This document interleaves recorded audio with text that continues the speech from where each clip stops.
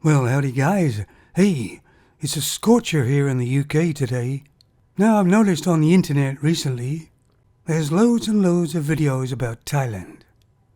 You know, videos where a guy's walking along, videoing and talking about it, like Soy 6, obviously Pattaya, and they're sort of telling you about their experience and everything, what not to do, and yet most of them have hardly been there themselves.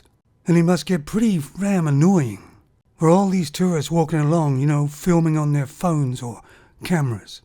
I mean, I lived there for 10 years, not in Pattaya. I knew quite a lot after that, but not everything. But here's a little story that was in the news in Pattaya. Now, the traffic in Pattaya is kind of messy. Nobody actually follows the rules on the roads, and it's pretty much like that all over Thailand. But the traffic does keep moving. If somebody comes off their motorbike, they just drive around them, usually. Anyway, these creators were stopped by the police for a traffic offence in Pattaya. And of course they were given a fine, usually paid in cash. But when they took this paper fine back to the police station, it didn't look very official. I mean, what's going on here? You mean they might have one book for real fines and one book for just T-money. Anyway, because I guess it's landed in the paper, the 3 police officers involved have been given administrative duties.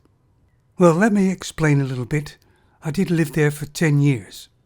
Not Pattaya, but it's the usual all over. Thai policemen do not get paid much at all. And when I lived in Chiang Mai, they used to occasionally put roadblocks up anywhere, usually at night, and stop motorcyclists, mostly phalangs, maybe because they weren't wearing a helmet.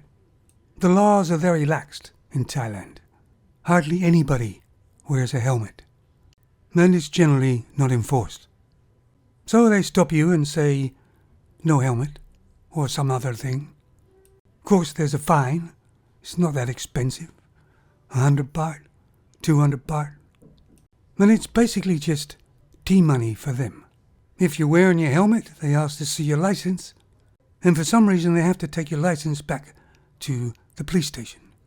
Or they can take it back for you for a negotiable price between 100 and 200 baht, which only takes about 10 minutes or less. They generally picked on the phalang because the phalang had the money.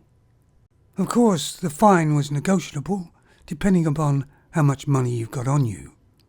I got away with just 50 baht one time, because that's all the money I had on me. Also, a lot of policemen also own girly bars to support their income. Every so often there's raids on these cocoa bars or bars that check everything.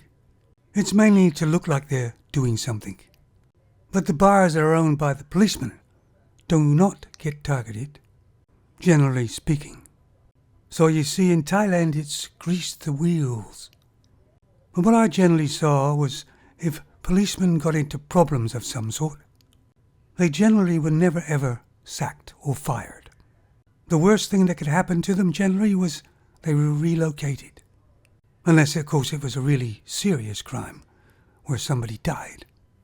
At least when I was there anyway, when I went to Cambodia, I found Cambodia far more corrupt in that area. In fact, I felt a bit unsafe. For me, back then anyway, to get through to the Cambodian border, you slipped 100 baht in your passport and then handed it to him. He would take the 100 baht and put it down somewhere and stamp your passport. I would imagine if you didn't give the 100 baht, there'd be a lot of questions asked. Then I should imagine it's still going on today, except probably the price has gone up.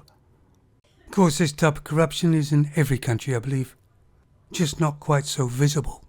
Anyway, there's an investigation about the police, probably by the police themselves, so I'd imagine nothing will really happen. I'll put a link to the news item down below, guys. You take it easy now.